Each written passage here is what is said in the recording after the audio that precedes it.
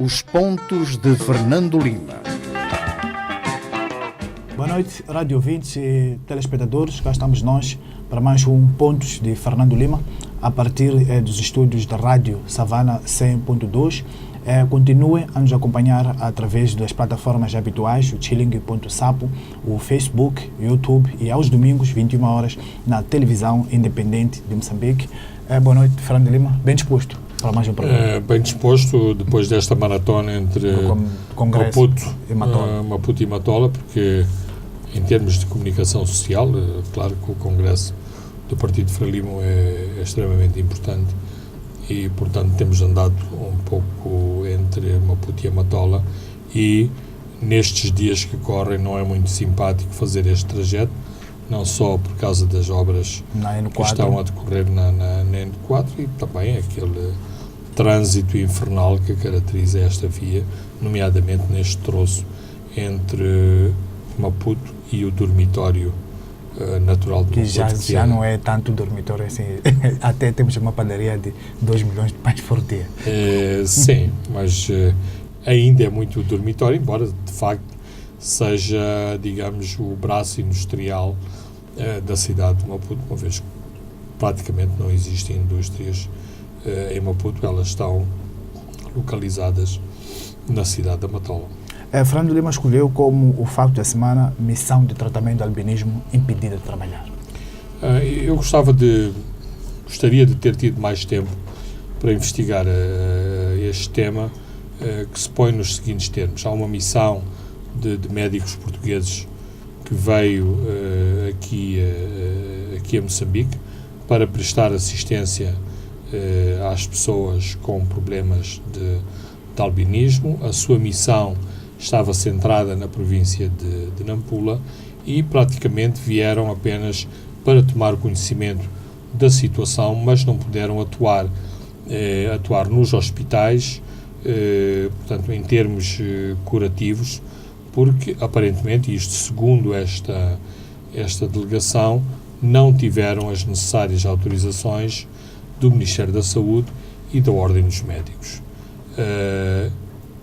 Não defendo que a delegação devia ter atuado à revelia do Ministério da Saúde e da Ordem dos Médicos, só que é lamentável que uma delegação que vem aqui com os saberes e com as competências que em princípio tem, não teve a oportunidade de ajudar os moçambicanos que têm estes problemas e que estão carenciados e sabendo nós que os meios que existem em Moçambique não são suficientes para acudir à problemática do albinismo.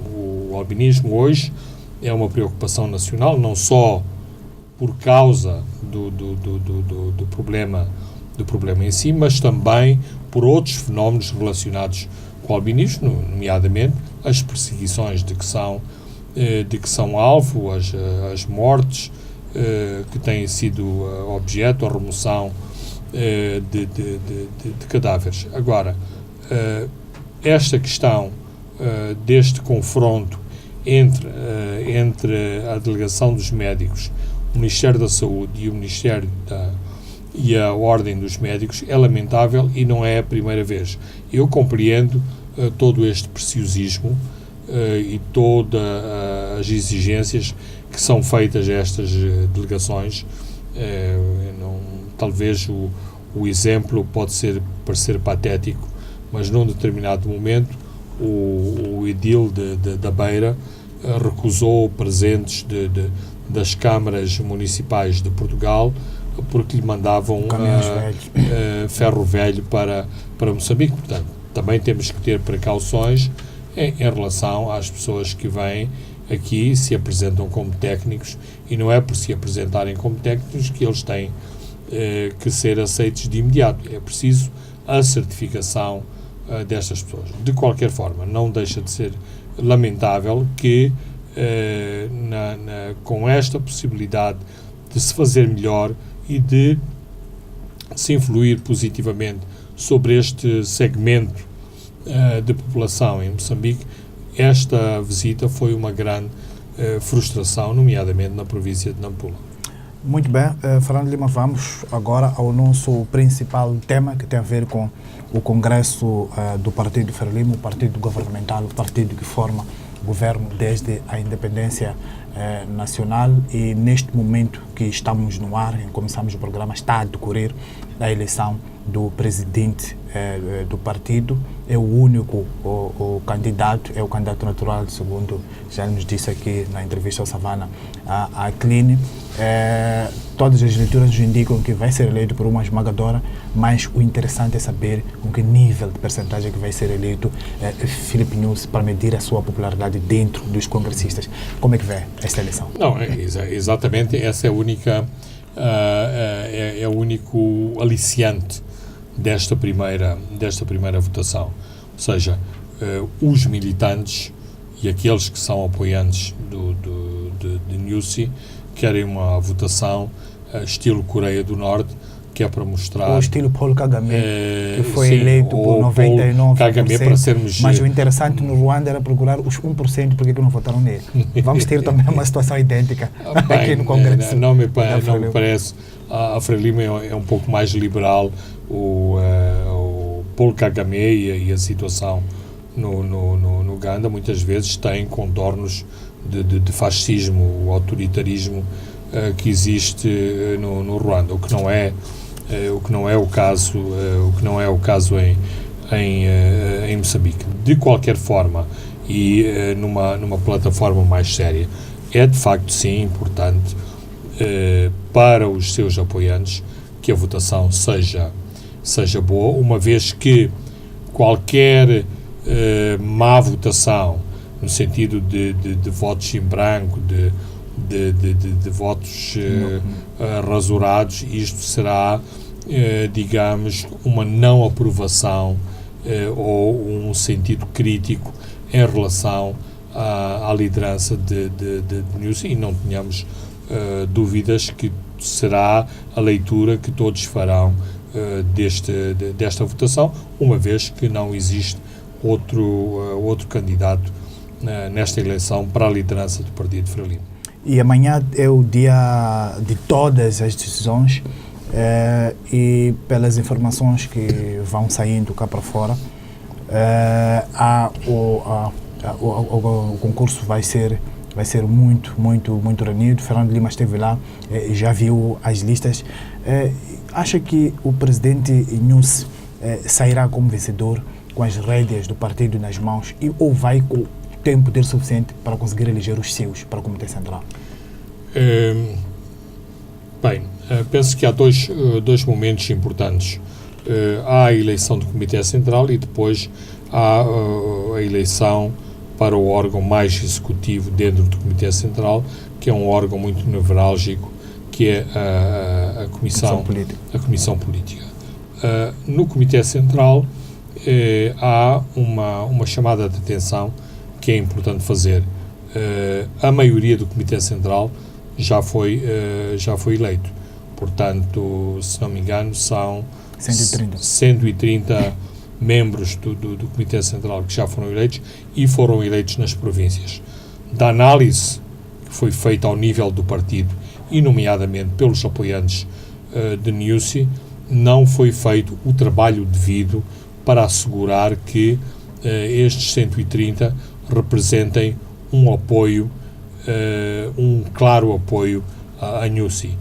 Todos sabemos que nas províncias há grandes possibilidades de manobra, há mais oportunismo, o escrutínio não é tão apertado, mesmo na problemática da compra de votos é muito mais fácil fazer-se a eleição a partir das províncias, e por isso muitos dos militantes, nomeadamente estes com nomes sonantes, preferem ser eleitos a partir das conferências provinciais do que se sujeitarem a este escrutínio nacional. Vimos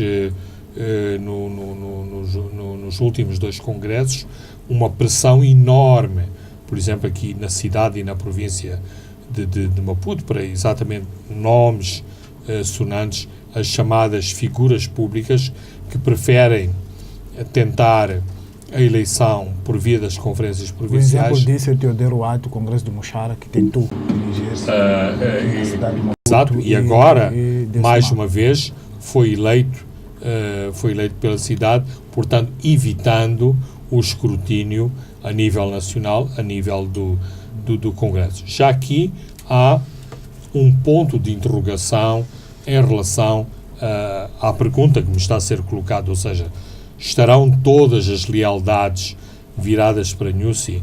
Será que Nyusi tem este apoio para lidar com a máquina partidária?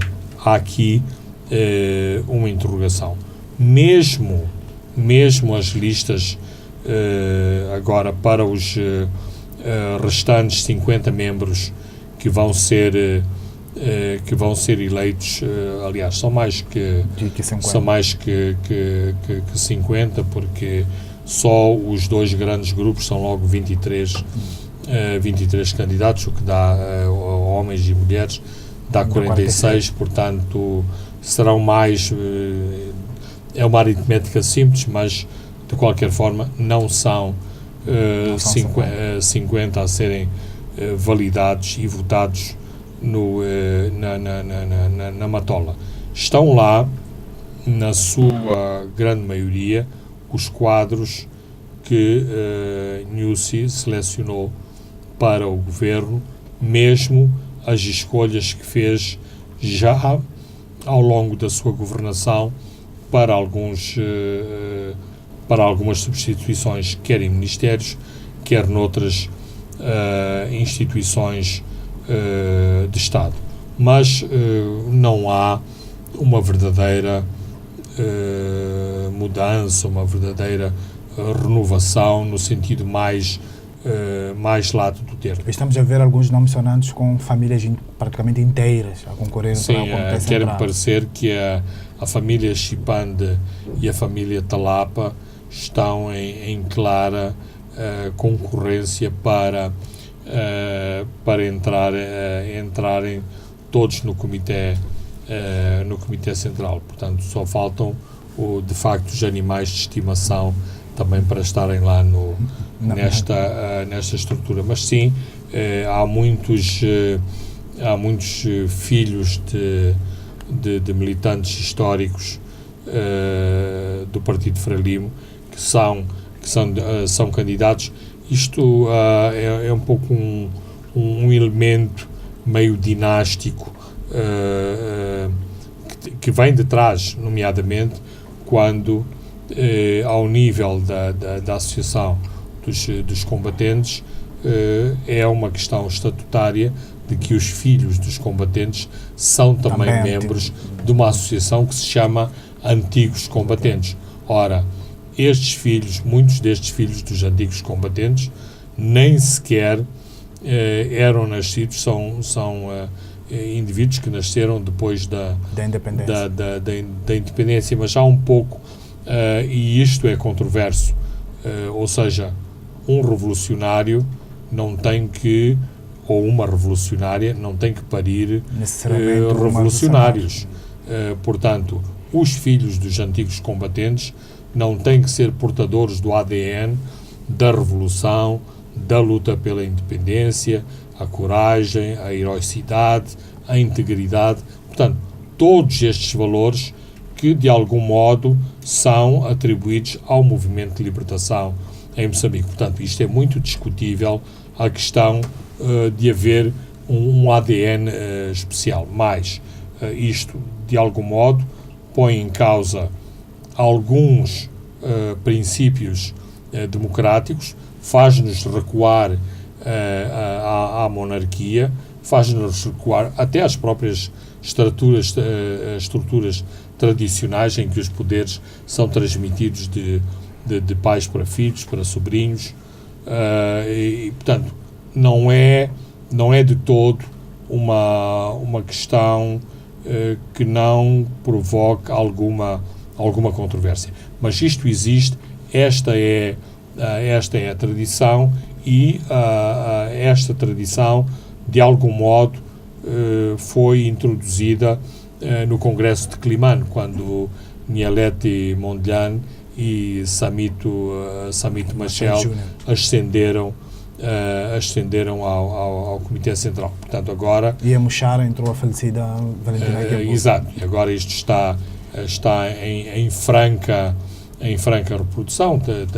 Há um filho de Sebastião Mabote que também é candidato ao Comitê Central. Há um filho do ministro Carlos Morgado que também é candidato ao Comitê Central, para além dos exemplos das famílias Talapa e Chipate. E também para além dos exemplos que nos chegam de Angola, onde tens o deputado filho do Savimbi e também a deputada a filha do José Eduardo Santos. São partidos irmãos, partidos históricos e que seguem praticamente o mesmo caminho. Mesmo na Zâmbia, aliás, esteve no Congresso, está no Congresso, o filho de Kenneth Kaunda, e Kenneth Kaunda acreditava, e ele teve vários filhos, acreditava que um dos seus filhos seria o futuro líder da UNIP. O que é certo é que a UNIP, desde que deixou de ser poder e desde que deixou de haver monopartidarismo na Zâmbia, a UNIP nunca mais se reencontrou e, portanto, tem um bocadinho estas memórias de poder quando vem aos congressos da Frelimo ou da ZANU ou do Xamachá Mapinduzi, uma vez que nestes países, nomeadamente Moçambique, Angola, Tanzânia, não houve qualquer alternância de poder em relação àquilo que se chamam os movimentos libertadores nesses países. Quanto à comissão política que vai ser eleita, depois de eleita porque vai ser eleito o Comitê Central vai se reunir e nesta reunião vai eleger a comissão política. Acha que o presidente Filipe Nyusi vai conseguir reunir as sensibilidades que necessárias, tendo em conta que o poder da própria comissão política sobre o executivo no dia? Bem, tanto quanto eu sei, está-se a trabalhar nesse sentido. E isto não é nada de subversivo, ou seja, o poder conquista-se, não só através dos exemplos e através digamos, de determinadas regras transparentes, mas também através de luta política, luta entre fações, entre alas, entre sensibilidades, entre personalidades, e isso também existe no Partido Frelimo. E claro que é óbvio que Nyusi quer ter apoio nas estruturas nevrálgicas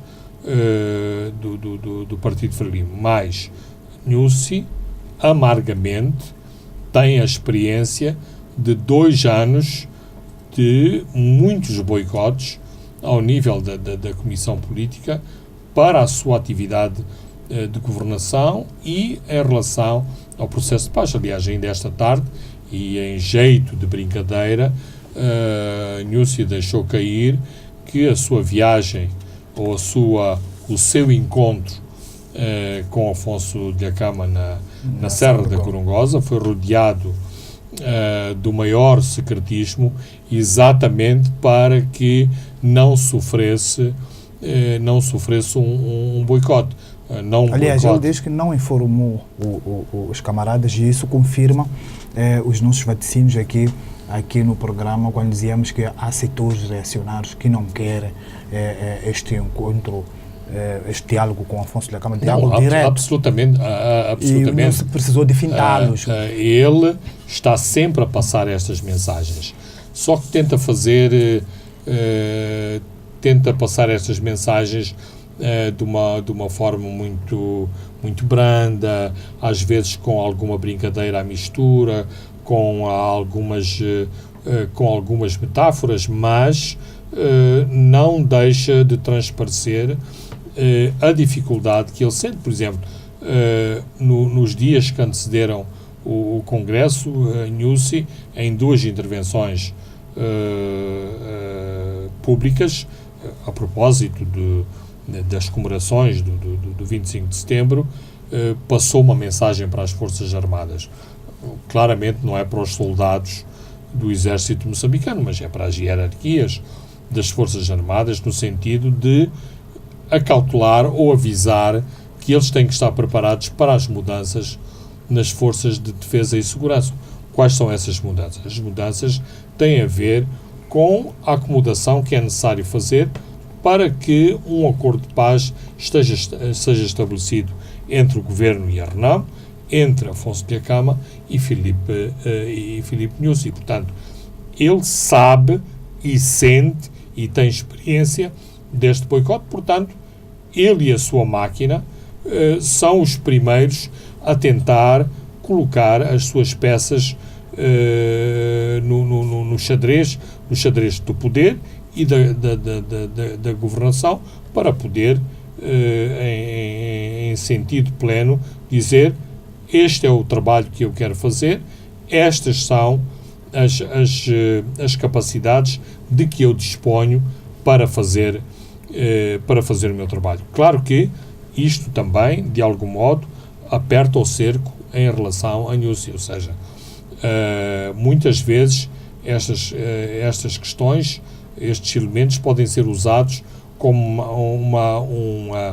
uma desculpa de dizer: não pude fazer porque estava a ser bloqueado, não pude fazer porque não me deixaram fazer. Foi muito esta argumentação em relação à sua ascensão como presidente do Partido Frelimo. Claro que, e ninguém é estúpido, sabemos dessa necessidade de haver uma comissão política amigável, friendly, amistosa. Agora, e que junta várias sensibilidades. Se o vai conseguir, não sei. Mesmo em relação às peças que ele quer colocar, há claramente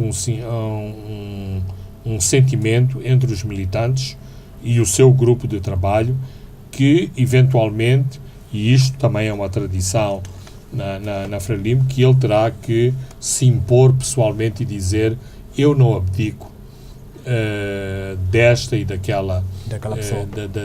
Daquela pessoa, são os meus colaboradores, eu quero estes meus colaboradores próximo de mim.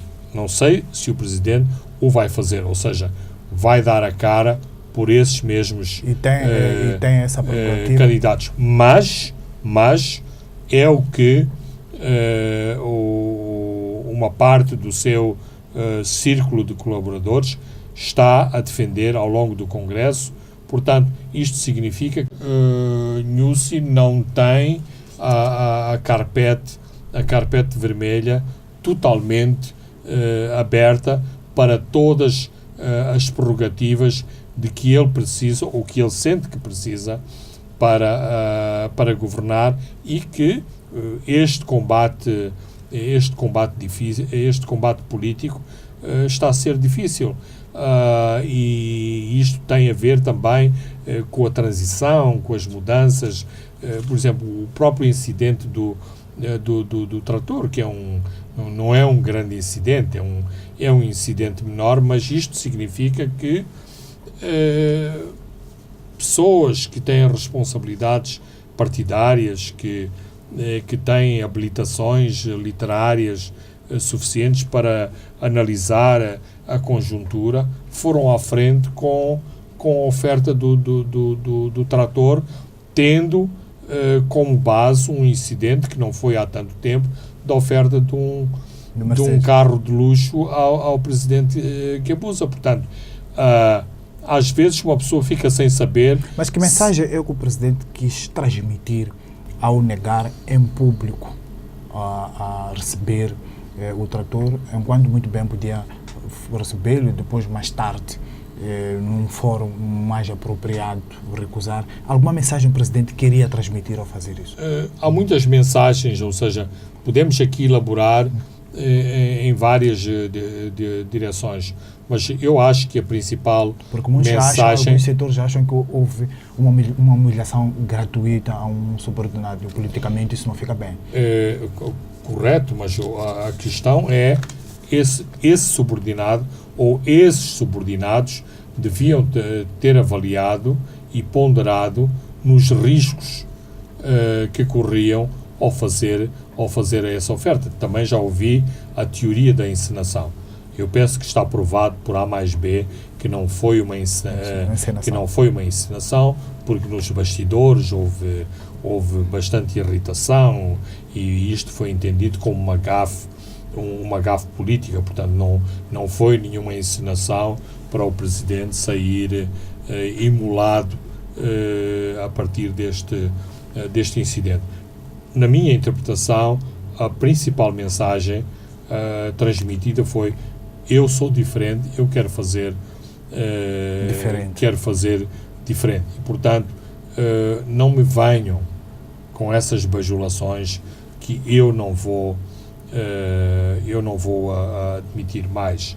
Depois o Presidente fala de corrupção, que a corrupção é deve haver tolerância zero, e pronto, isto é muito controverso, porque a corrupção não se combate apenas com palavras e com a determinação de uma pessoa, combate-se com uma série de elementos e de medidas muito concretas. Por exemplo, expulsar membros corruptos do partido.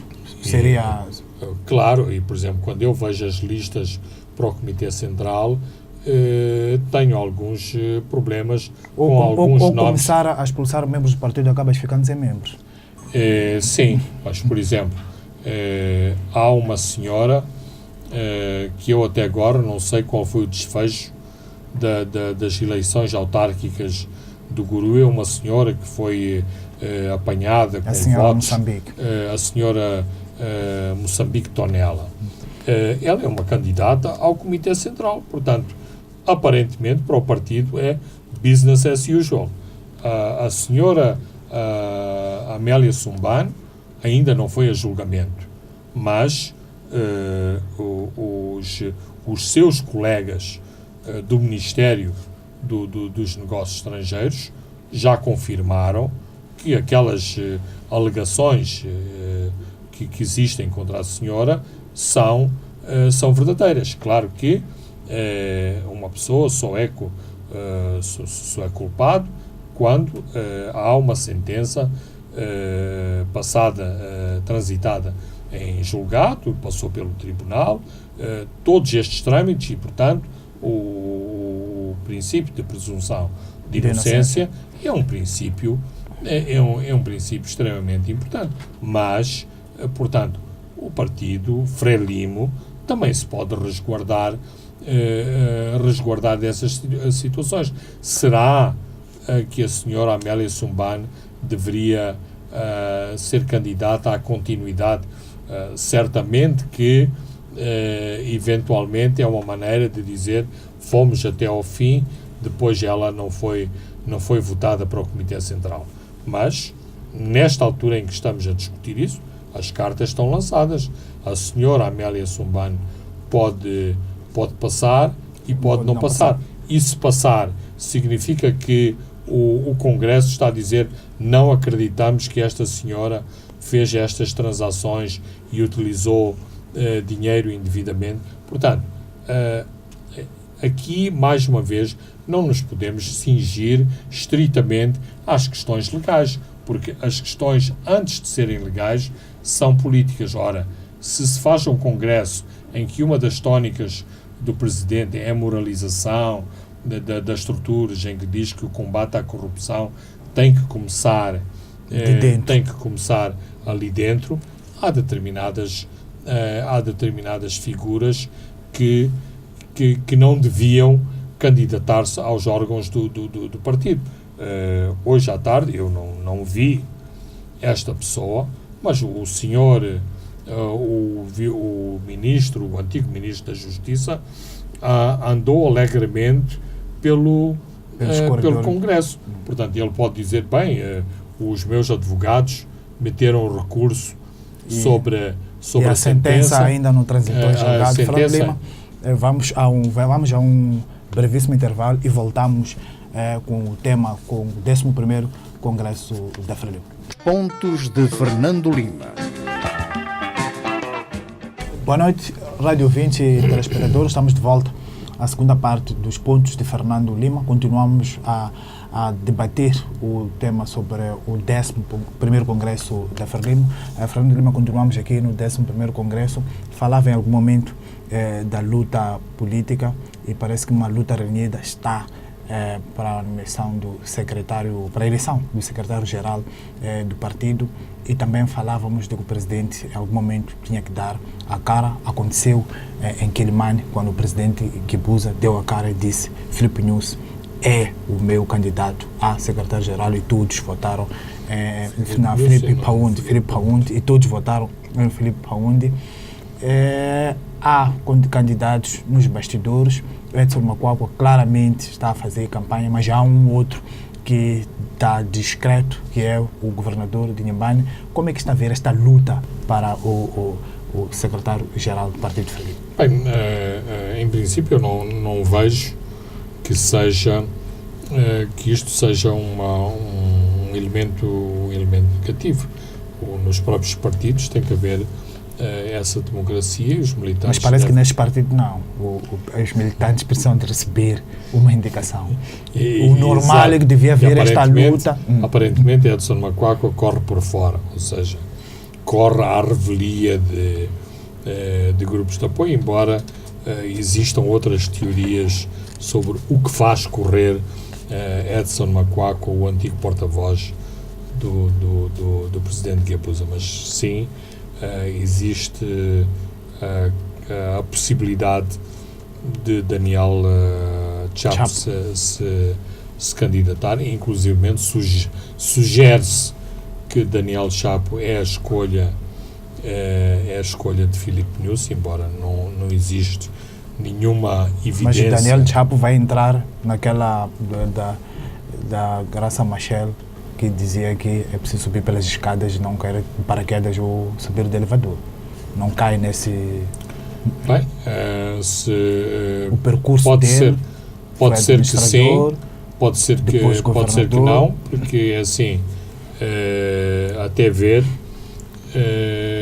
o Daniel Chapo tem tido uma ascensão meteórica e aparentemente, e não... estas coisas, não há uma matriz para avaliar o desempenho de Chapo em Inhambane, mas há muitas opiniões que lhe são favoráveis nesta província. Portanto, é alguém que vem,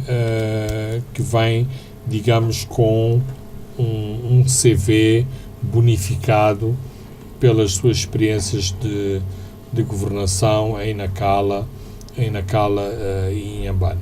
E muitas vezes,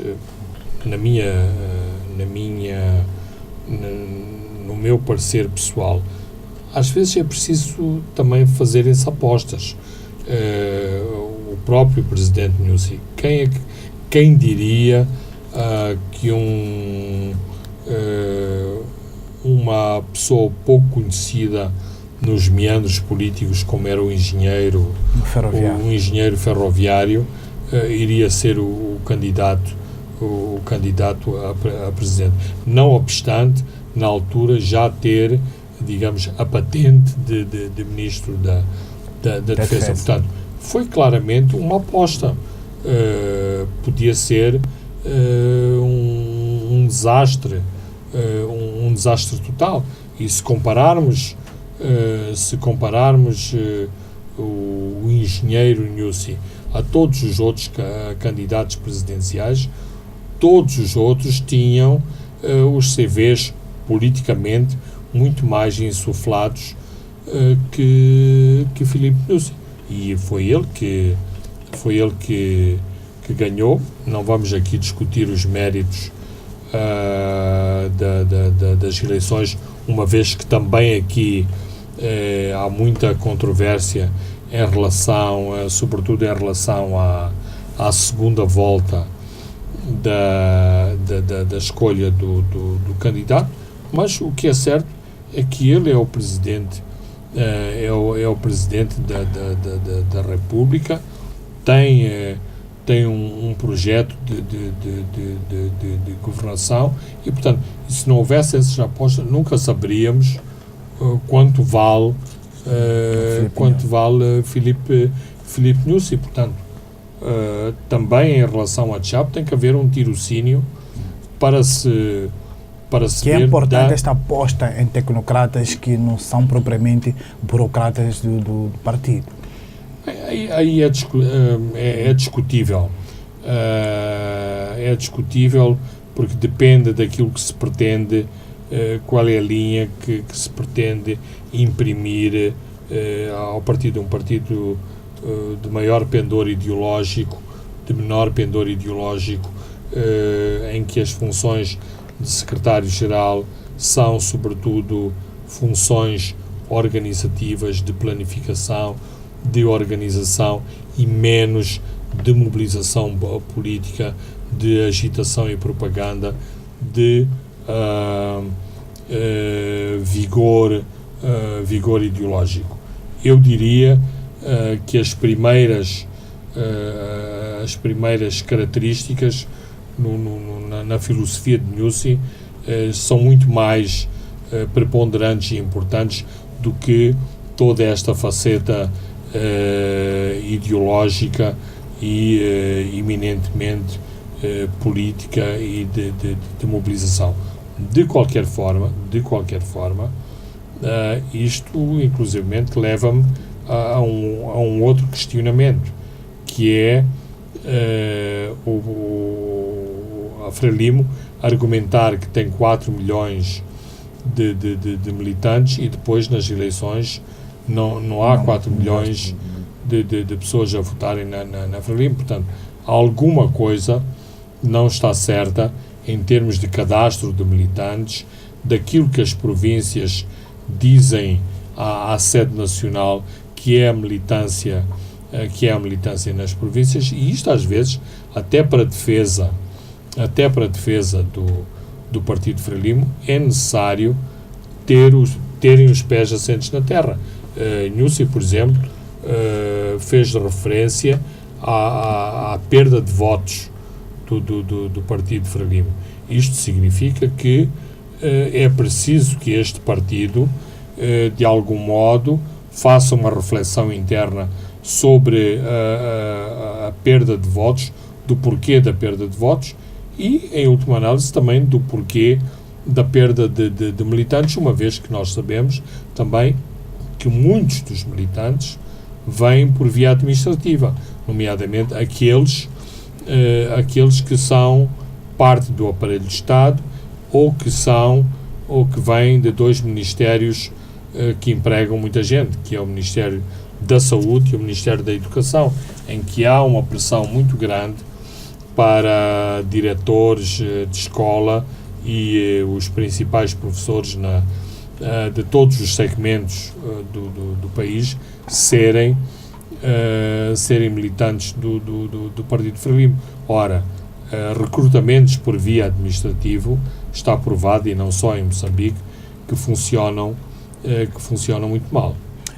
Ontem houve uma intervenção muito contundente da senhora Graça Machel, que atacou a compra de votos, a compra de consciência dentro do Partido Frelimo, aparentemente na mesma linha que o discurso de Fernando Faustino na 4ª sessão extraordinária do Partido Frelimo aqui no Centro de Conferência João Quinchissano, e isso provocou também a reação de José Pacheco, o secretário para o Comitê de Verificação, o órgão de disciplina do partido, que diz que isso cai no âmbito do boato.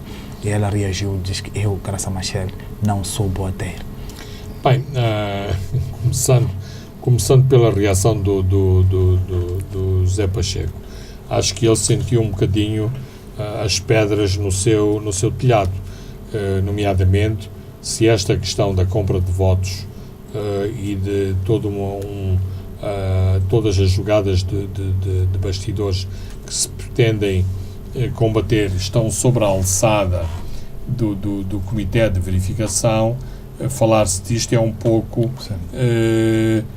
significa que esta estrutura do partido não está a funcionar corretamente. De qualquer forma, a intervenção de Graça Machel, que foi uma das sacrificadas de Muxar, ou seja, foi uma das pessoas que tinha um discurso estruturado em Cabo Delgado e que foi impedida de o fazer por causa da regra imposta por Guebuza de 3 minutos de intervenção. Basicamente, ela quis apelar, digamos, aos princípios da Frelimo, às raízes históricas do movimento de aliás, libertação. o próprio relatório do Comitê Central apresentado neste Congresso apela a isso. Exatamente. E ataca a difamação via WhatsApp. E Graça Machel fez a intervenção neste sentido, o que também lhe é característico, não é? Que tenha sido surpreendente que ela tenha feito este apelo. Agora, é importante que figuras históricas façam estes apelos, porque têm uma influência grande noutros segmentos do partido, nomeadamente os jovens que de algum modo têm muito menos orientação, tradição, todos vivem numa militância de panzas e de festinhas e de muito pouco debate ideológico, e portanto é preciso que estes militantes que são referências façam estas intervenções para de algum modo levarem os militantes mais jovens a refletir sobre as alternativas ou qual é a responsabilidade histórica deste partido.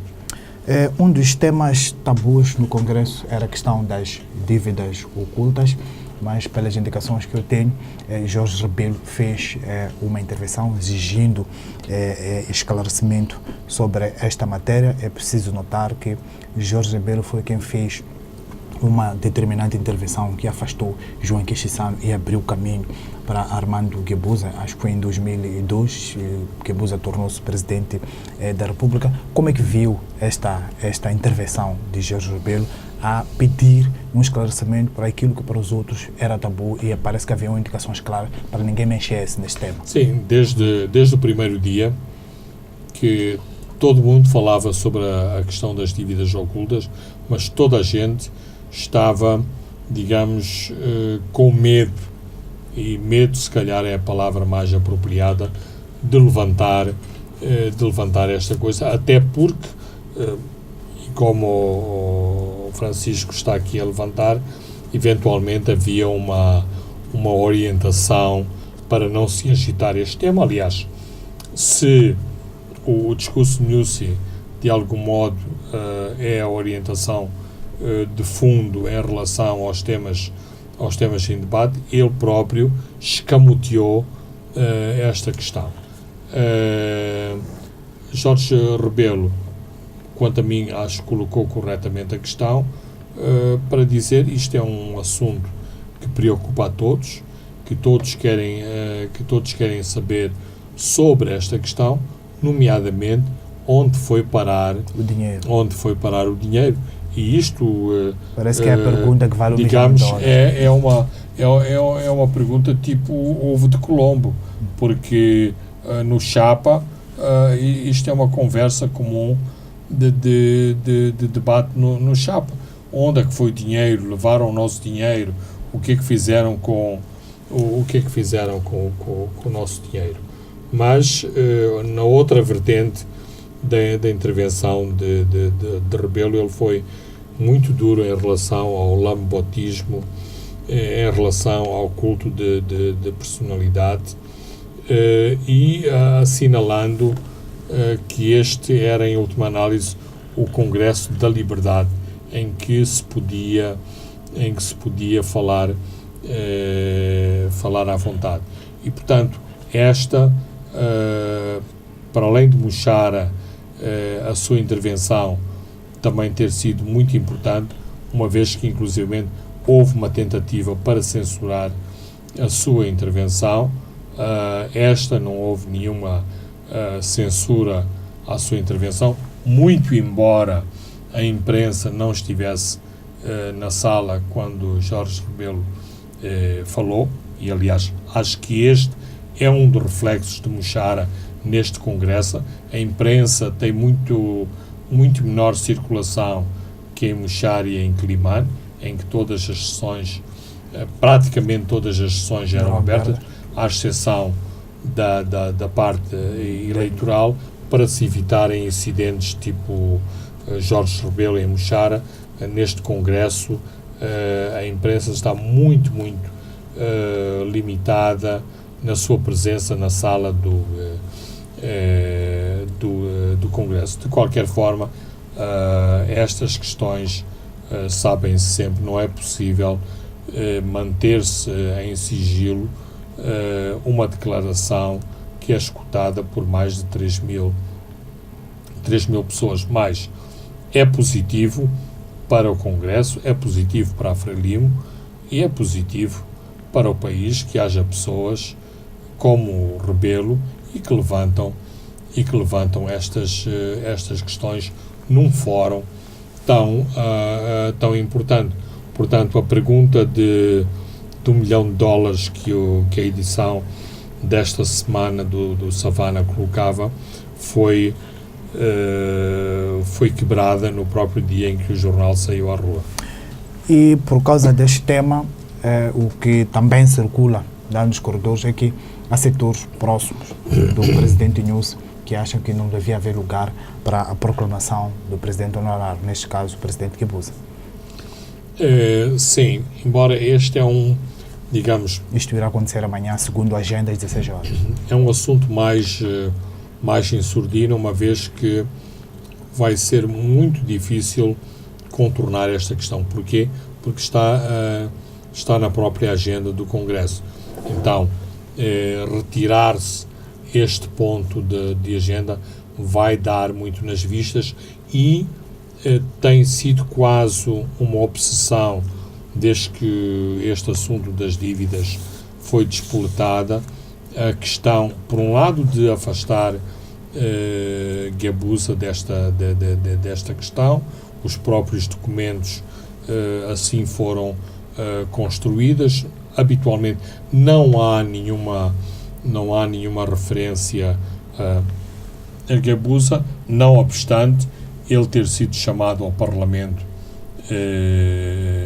para depor, e também as próprias iniciativas da Procuradoria-Geral da República, que investigou ou está a investigar as suas contas bancárias. São factos concretos que apontam para a investigação em torno do envolvimento ou do potencial. E nas vésperas do Congresso, os advogados escreveram uma carta a colocar a sua posição e a exigir que... Exato, mas isso tem um efeito, o efeito ao contrário, ou seja, digamos que é um ato de antecipação no sentido de tentar chantagear e amedrontar os adversários políticos de Guebuza, no sentido de dizer: se vocês levantam estas coisas, nós vamos, e sobre esta tem sido a arma principal, a nossa estratégia, ou a estratégia deles, tem sido sempre tacitamente, no sentido de dizer: Filipe Nyusi também estava nisto desde o início.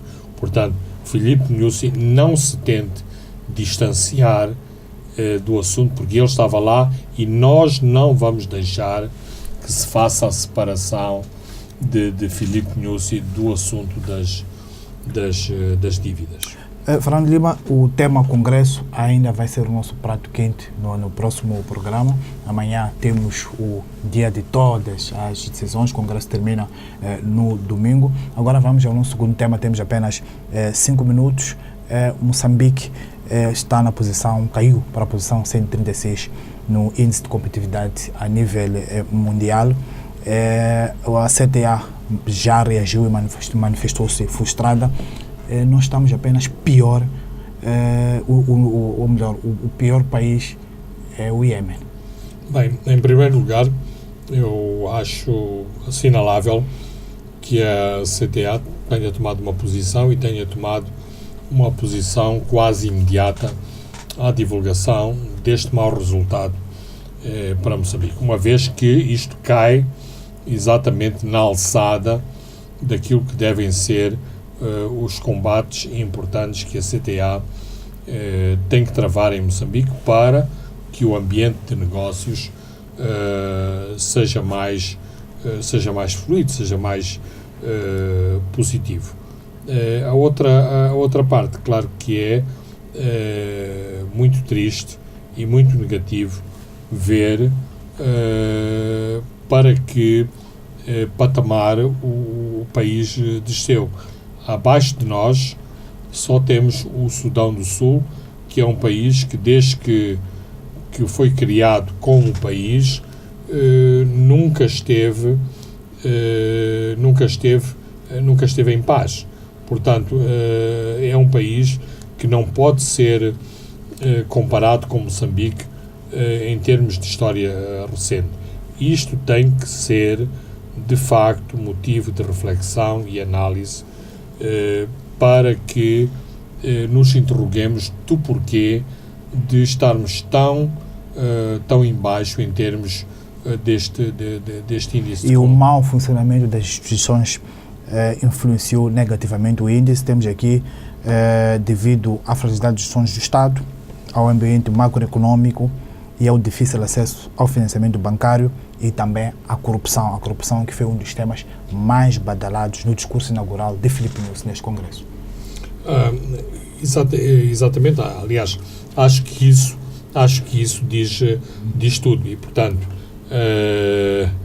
depois do Congresso, quando acabarem as palmas, os vivas, agora já não há baixos, quando acabarem todas essas celebrações e Nyusi voltar para o país real, esta é mais uma notícia terrível que o aguarda e que exige dele medidas enérgicas para talvez subirmos a tal escadaria que falava a Graça Machel, não em termos meramente éticos, mas também em termos de capacidade, e existe essa capacidade em Moçambique. E às vezes nós deixamos-nos enredar pelas teias burocráticas, pela nossa tradicional ineficiência, para não atuarmos e deixar que o país tenha uma imagem tão negativa, porque estes índices são índices internacionais, são índices que são chancelados pelo Banco Mundial, logo acabam por ter um impacto negativo. E não vale a pena virem os cortesãos habituais a dizerem que isso é a má vontade das Nações Unidas, é uma teoria da conspiração, é conspiração contra Moçambique, porque Moçambique tem este projeto tão especial. Enquanto nós não assumirmos que isto são mazelas do nosso próprio país, nós nunca vamos dar a volta por cima a estas questões, porque há esta convicção que a Guiné-Bissau, que é um Estado falhado, nunca pode estar por cima de Moçambique. Mas o que é certo, e claro que temos que escalpelizar cada um dos índices para compreender porque que a Guiné-Bissau às vezes está à frente de Moçambique. Um país grande como Moçambique tem as suas especificidades que não são as mesmas de um país pequeno como Cabo Verde ou como São Tomé ou como a Guiné-Bissau. Mas muitas vezes nós deslocamos as especificidades para ficarmos muito insultados com o facto de sermos comparados à Guiné-Bissau, por isso mesmo aqui o MC Roger acha que todos os descontentes em Moçambique devem ser enviados para a Guiné-Bissau. E o argumento guerra movida pela RENAM muito recorrente em alguns círculos para justificar o mau o ambiente de negócios teve um peso muito menor neste reino. Sim, é uma questão interessante. Não obstante, eu considerar que sim, o conflito teve um impacto grande na livre circulação de pessoas e bens. De bens e pessoas, e o ranking, os nossos índices em termos do pelouro dos transportes, claro que são influenciados por um conflito que exatamente exerce pressão sobre a circulação de mercadorias e de passageiros nas estradas de Moçambique. Muito obrigado, Fernando Lima. Chegamos ao fim de mais um Pontos de Fernando Lima. Eu sou Francisco Carmona. André dos Santos encarregou-se da parte técnica. Voltamos a nos ver de hoje a 7 dias. Boa noite. Pontos de Fernando Lima.